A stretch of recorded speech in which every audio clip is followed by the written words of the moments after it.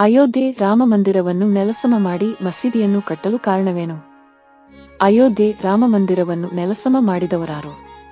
ಇಲ್ಲಿದೆ ನೀವು ತಿಳಿದುಕೊಳ್ಳಲೇಬೇಕಾದ ಅಯೋಧ್ಯೆ ರಾಮಮಂದಿರದ ಇತಿಹಾಸ. ರಾಮಮಂದಿರದ ಐತಿಹ್ಯವನ್ನು ತಿಳಿದುಕೊಂಡಿರಬೇಕು. ಅಯೋಧ್ಯೆ ರಾಮಮಂದಿರವು ವಿಚಿತ್ರ ಕಥೆಯನ್ನು ಹೊಂದಿರುವ ದೇವಾಲಯವಾಗಿದೆ. ಅನೇಕ ಬಾರಿ ಈ ದೇವಾಲಯವನ್ನು ನಿರ್ಮಿಸಲಾಯಿತು ಮತ್ತು ಅನೇಕ ಬಾರಿ ಕೆಡವಲಾಯಿತು. ಹಾಗಾದರೆ ಮೊದಲು ಅಯೋಧ್ಯೆ ರಾಮಮಂದಿರವನ್ನು ನಿರ್ಮಿಸಿದವರು ಯಾರು? ಭಗವಾನ್ ರಾಮನು ಜಲ ಸಮಾಧಿಯನ್ನು ತೆಗೆದುಕೊಂಡ ನಂತರ ಅಯೋಧ್ಯೆ ನಗರವು ಕ್ಷೀಣಿಸಲು ಆರಂಭಿಸಿತು. ಇದನ್ನು ಕಂಡು ಮರುಗಿದ ಭಗವಾನ್ ರಾಮನ ಮಗ ಕುಶನು ಅಯೋಧ್ಯೆಯನ್ನು ಪುನರ್ನಿರ್ಮಿಸಿದನು. ಸೂರ್ಯವಂಶದ ಕೊನೆಯ ರಾಜನಾಗಿ ಮಹಾರಾಜ ಬೃಹದ್ಬಲನು ರಾಮ ಜನ್ಮಭೂಮಿಯಾದ ಅಯೋಧ್ಯೆಯನ್ನು ನೋಡಿಕೊಂಡನು. ಮಹಾಭಾರತ ಯುದ್ಧದ ಸಮಯದಲ್ಲಿ ಸೂರ್ಯವಂಶದ ಕೊನೆಯ ರಾಜನಾದ ಮಹಾರಾಜ ಬೃಹದ್ಬಲನು ಅಭಿಮನ್ಯುವಿನ ಕೈಯಲ್ಲಿ ಸಾವನ್ನಪ್ಪುತ್ತಾನೆ.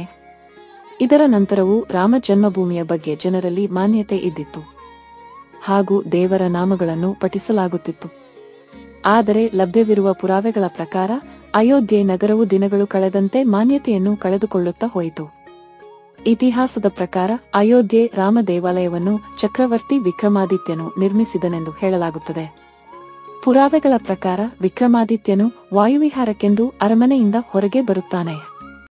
ಸುತ್ತಾಟದಿಂದ ಸುಸ್ತಾದ ವಿಕ್ರಮಾದಿತ್ಯನು ಸರಿಯು ನದಿಯ ಬಳಿಯಿರುವ ಮರವೊಂದರ ಕೆಳಗೆ ವಿಶ್ರಾಂತಿಯನ್ನು ಪಡೆಯುತ್ತಾನೆ. ಆ ಸಂದರ್ಭದಲ್ಲಿ ವಿಕ್ರಮಾದಿತ್ಯನು ಅಯೋಧ್ಯೆಯನ್ನು ನೋಡುತ್ತಾನ. ಅಲ್ಲಿ ಕೇವಲ ಅರಣ್ಯ ಮಾತ್ರ ಕಾಣಿಸುತ್ತದೆ.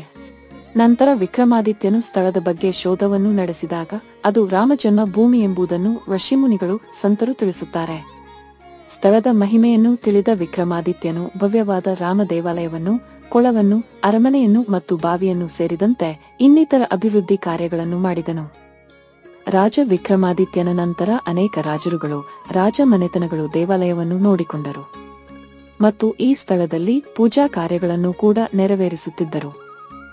ಶುಂಗ ರಾಜವಂಶದ ಮೊದಲ ಆಡಳಿತಗಾರ ಪುಷ್ಯಮಿತ್ರನು ರಾಮ ಜನ್ಮಭೂಮಿಯಲ್ಲಿ ನಿರ್ಮಿಸಿದ ದೇವಾಲಯವನ್ನು ನವೀಕರಿಸಿದನು. ಪುಷ್ಯಮಿತ್ರರಿಗೆ ಅಯೋಧ್ಯೆಯಲ್ಲಿ ಶಾಸನವೊಂದು ಲಭ್ಯವಾಗುತ್ತದೆ. ಇದು ಅಯೋಧ್ಯೆಯ ಗುಪ್ತ ರಾಜವಂಶದ 2ನೇ ಚಂದ್ರಗುಪ್ತನ ರಾಜಧಾನಿಯಾಗಿತ್ತೆಂದು ತಿಳಿಸುತ್ತದೆ. ಕಾಳಿದಾಸನು ಕೂಡ ರಾಮ ದೇವಾಲಯದ ಕುರಿತು ಉಲ್ಲೇಖಿಸಿದ್ದಾನೆ. 2ನೇ ಚಂದ್ರಗುಪ್ತನ ನಂತರ ಅನೇಕ ರಾಜರುಗಳು ಮತ್ತು ಚಕ್ರವರ್ತಿಗಳು ರಾಮ ಮಂದಿರವನ್ನು ನೋಡಿಕೊಂಡರು ಎನ್ನಲಾಗಿದೆ.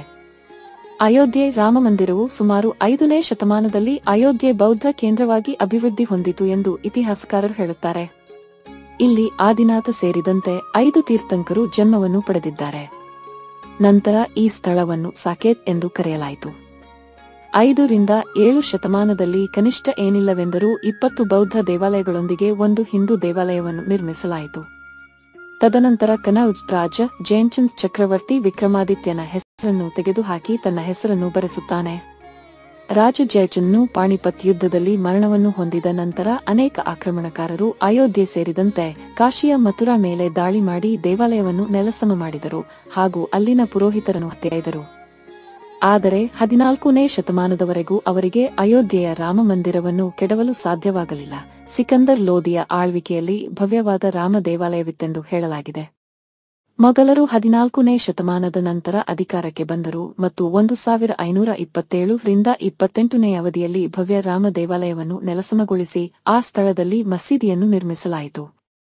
ತದನಂತರ 2020 ಆಗಸ್ಟ್ 5ರಂದು ಅಯೋಧ್ಯೆ ರಾಮ ಮಂದಿರದ ನಿರ್ಮಾಣ ಕಾರ್ಯವು ಮತ್ತೆ ಪ್ರಾರಂಭವಾಯಿತು. ರಾಮ ಜನ್ಮಭೂಮಿ ಅಯೋಧ್ಯೆಯಲ್ಲಿ ಎಷ್ಟೆಲ್ಲಾ ಸುಂದರ ದೇವಾಲಯಗಳಿವೆ ಗೊತ್ತಾ?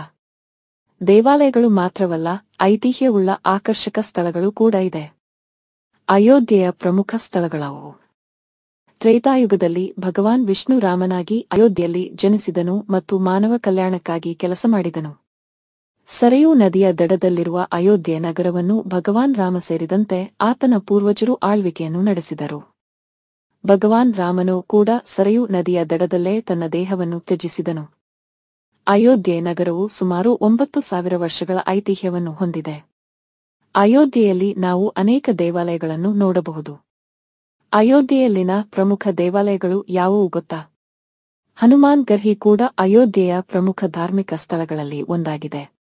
ಹನುಮಾನ್ ಗರ್ಹಿ ದೇವಾಲಯವು ರಾಮಭಕ್ತನಾದ ಹನುಮಾನ್ನಿಗೆ ಅರ್ಪಿತವಾದ ದೇವಾಲಯವಾಗಿದ್ದು ಇದು ತನ್ನದೇ ಆದ ವಿಶೇಷ ಧಾರ್ಮಿಕ ಮಹತ್ವವನ್ನು ಒಳಗೊಂಡಿದೆ. ಹನುಮಾನ್ ಗರ್ಹಿಯು ಅಯೋಧ್ಯೆ ನಗರದ ಬೆಟ್ಟದ ತುದಿಯಲ್ಲಿದೆ. ಈ ದೇವಾಲಯವನ್ನು ಸುಮಾರು 10ನೇ ಶತಮಾನದಲ್ಲಿ ನಿರ್ಮಿಸಲಾಯಿತು. ಇಲ್ಲಿನ ಹನುಮಂತನಿಂದ ಆಶೀರ್ವಾದವನ್ನು ಪಡೆದುಕೊಳ್ಳಲು ಭಕ್ತರು 76 ಮೆಟ್ಟಿಲುಗಳನ್ನೇರಬೇಕು. ಅಯೋಧ್ಯೆ ನಗರವನ್ನು ರಕ್ಷಿಸಲು ಭಗವಾನ್ ರಾಮನು ಹನುಮಂತನ ಬಳಿ ಈ ಸ್ಥಳದಲ್ಲೇ ನೆಲೆಯಾಗುವಂತೆ ಕೇಳಿಕೊಂಡನೆಂದು ಹೇಳಲಾಗಿದೆ. ಹನುಮಂತನನ್ನು ಇಲ್ಲಿ ಬಾಲಾಂಜನೇಯನ ರೂಪದಲ್ಲಿ ಪೂಜಿಸಲಾಗುತ್ತದೆ. ತ್ರೇತಾದ ಠಾಕೂರ್ ದೇವಾಲಯವು ಅಯೋಧ್ಯೆಯ ಸರಯೂ ನದಿಯ ದಡದಲ್ಲಿರುವ ಪುರಾತನ ದೇವಾಲಯಗಳಲ್ಲಿ ಒಂದಾಗಿದೆ. ರಾಮನ ವಿಗ್ರಹಗಳನ್ನು ಇಲ್ಲಿ ಪ್ರಾಚೀನ ಕಾಲದ ಕಪ್ಪು ಕಲ್ಲುಗಳಿಂದ ಕೆತ್ತಲಾಗಿದೆ. ಆದ್ದರಿಂದ ಈ ದೇವಾಲಯವನ್ನು ಕಾಲರಾಮ ದೇವಾಲಯವೆಂದು ಕರೆಯಲಾಗುತ್ತದೆ. ಈ ದೇವಾಲಯದಲ್ಲಿ ಭಗವಾನ್ ರಾಮನು ಅಶ್ವಮೇಧ ಯಜ್ಞವನ್ನು ಮಾಡಿದನೆಂದು ಹೇಳಲಾಗುತ್ತದೆ. ಈ ದೇವಾಲಯವನ್ನು ಕೇವಲ ದೇವಪ್ರಬೋಧಿನಿ ದಿನದಂದು ಮಾತ್ರ ತೆರೆಯಲಾಗುತ್ತದೆ. ಕನಕ ಭವನವು ಅಯೋಧ್ಯೆಯ ಪ್ರಮುಖ ಪ್ರವಾಸಿ ತಾಣವಾಗಿದ್ದು ಈ ಹಿಂದೆ ಇದು ದೇವಾಲಯವಾಗಿತ್ತು. ಈ ದೇವಾಲಯವನ್ನು ಭಗವಾನ್ ರಾಮನ ತಾಯಿ ಕೈಕೇಯಿ ರಾಮ ಮತ್ತು ಸೀತೆಯ ವಿವಾಹದ ನಂತರ ಸೀತೆಗೆ ನೀಡಿದರೆಂದು ಹೇಳಲಾಗುತ್ತದೆ. ಈ ದೇವಾಲಯವನ್ನು ರಾಜ ವಿಕ್ರಮಾದಿತ್ಯನು ನವೀಕರಿಸಿದನು. ಅತ್ಯಂತ ಸುಂದರ ವಾಸ್ತುಶಿಲ್ಪವನ್ನು ಹೊಂದಿರುವ ದೇವಾಲಯ ಇದಾಗಿದ್ದು ಅಯೋಧ್ಯೆಯ ಆಕರ್ಷಕ ಸ್ಥಳವೆನಿಸಿಕೊಂಡಿದೆ. ಸೀತಾದೇವಿಯ ಅಡುಗೆ ಮನೆಯು ಅಯೋಧ್ಯೆಯ ರಾಜ್ಕೋಟ್ನಲ್ಲಿರುವ ರಾಮ ಜನ್ಮಸ್ಥಳದ ವಾಯುವ್ಯ ದಿಕ್ಕಿನಲ್ಲಿದೆ. ಅಯೋಧ್ಯೆಯಲ್ಲಿ ನಾವು ನೋಡಬಹುದಾದ ಸ್ಥಳಗಳಲ್ಲಿ ಇದು ಕೂಡ ಒಂದು. ದೇವಾಲಯದಲ್ಲಿ ಅಡುಗೆ ಮಾಡಲು ಬೇಕಾದ ನಕಲಿ ಪಾತ್ರೆಗಳಿವೆ. ದೇವಾಲಯದ ಸಂಕೀರ್ಣದ ಇನ್ನೊಂದು ತುದಿಯಲ್ಲಿ ರಾಮ, ಲಕ್ಷ್ಮಣ, ಭರತ, ಶತ್ರುಘ್ನರ ಮತ್ತು ಅವರ ಪತ್ನಿಯರಾದ ಸೀತಾ, ಊರ್ಮಿಳಾ, ಮಾಂಡವಿ ಮತ್ತು ಶ್ರುತಕೀರ್ತಿಯ ಪ್ರತಿಮೆಗಳಿವೆ. ಈ ಎಲ್ಲಾ ಪ್ರತಿಮೆಗಳನ್ನು ಬಟ್ಟೆ ಮತ್ತು ಆಭರಣಗಳಿಂದ ಅಲಂಕರಿಸಲ್ಪಟ್ಟಿದೆ. ಎಂದಾದರೂ ನೀವು ಅಯೋಧ್ಯೆಗೆ ಭೇಟಿ ನೀಡಿದರೆ ಅಲ್ಲಿ ಸೀತೆಯ ಅಡುಗೆ ಮನೆಯನ್ನು ಭೇಟಿ ನೀಡಲು ಮರೆಯದಿರಿ. ನಾಗೇಶ್ವರನಾಥ ದೇವಾಲಯ ಕೂಡ ಅಯೋಧ್ಯೆಯ ಪ್ರಮುಖ ದೇವಾಲಯಗಳಲ್ಲಿ ಒಂದಾಗಿದೆ. ಈ ದೇವಾಲಯವನ್ನು ಭಗವಾನ್ ರಾಮನ ಮಗನು ನಿರ್ಮಿಸಿದನೆಂದು ಹೇಳಲಾಗಿದೆ. ಇಲ್ಲಿ ಶಿವನನ್ನು ಪೂಜಿಸಲಾಗುತ್ತದೆ. ಈ ದೇವಾಲಯಕ್ಕೊಂದು ದಂತಕಥೆಯಿದೆ. ಭಗವಾನ್ ರಾಮನ ಮಗ ಕುಶ ಒಮ್ಮೆ ಸರಯೂ ನದಿಯಲ್ಲಿ ಸ್ನಾನ ಮಾಡುತ್ತಿರುವಾಗ ಆತನ ತೋಳ್ಬಂದಿಯು ನಾಗ ಕನ್ಯೆಗೆ ಸಿಕ್ಕಿತು. ನಾಗಕನ್ಯೆ ಭಗವಾನ್ ಶಿವನ ಅತಿದೊಡ್ಡ ಭಕ್ತಳಾಗಿದ್ದಳು. ಆಕೆಯ ಆಜ್ಞೆಯ ಮೇರೆಗೆ ರಾಮನ ಮಗ ಕುಶ ಇಲ್ಲಿ ಶಿವ ದೇವಾಲಯವನ್ನು ನಿರ್ಮಿಸಿದನು. 16 ಶತಮಾನದ ಶ್ರೇಷ್ಠ ಸಂತ ಕವಿ ಗೋಸ್ವಾಮಿ ತುಳಸಿದಾಸ್ ಅವರ ಸವಿನೆನಪಿಗಾಗಿ ತುಳಸಿ ಸ್ಮಾರಕ ಭವನವನ್ನು 1969ರಲ್ಲಿ ಅಂದಿನ ಉತ್ತರ ಪ್ರದೇಶದ ರಾಜ್ಯಪಾಲರಾದ ವಿಶ್ವನಾಥ ದಾಸ್ ಸ್ಥಾಪಿಸಿದರು.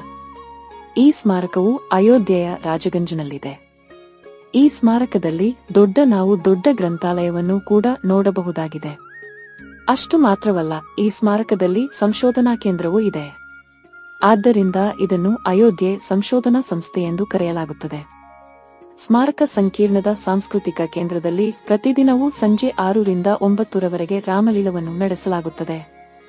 ಈ ಸ್ಮಾರಕದಲ್ಲಿ ಶ್ರಾವಣ ತಿಂಗಳ ಪ್ರತಿ 7ನೇ ದಿನದಂದು ತುಳಸಿ ಜಯಂತಿಯನ್ನು ಅತ್ಯಂತ ಅದ್ದೂರಿಯಾಗಿ ಆಚರಿಸಲಾಗುತ್ತದೆ. ದಶರಥ ಭವನವು ಅಯೋಧ್ಯೆಯ ಫೈಜಾಬಾದ್ನ ಮಧ್ಯದಲ್ಲಿದೆ. ಹೆಸರೇ ಹೇಳುವಂತೆ ಇದು ದಶರಥ ಮಹಾರಾಜನ ಮೂಲ ನಿವಾಸವಾಗಿದೆ. ಜನಪ್ರಿಯ ದಶರಥ ಭವನದಲ್ಲಿ ಬಾದಿಜಾಗ ಎನ್ನುವ ರಾಮನ ಭವ್ಯವಾದ ದೇವಾಲಯವಿದೆ. ಒಂದು ವೇಳೆ ನೀವು ಈ ಅರಮನೆಯನ್ನು ನೋಡಲು ಹೋದರೆ ಅದರ ಸೌಂದರ್ಯಕ್ಕೆ ನೀವು ಬೆರಗಾಗೋದು ನಿಶ್ಚಿತ.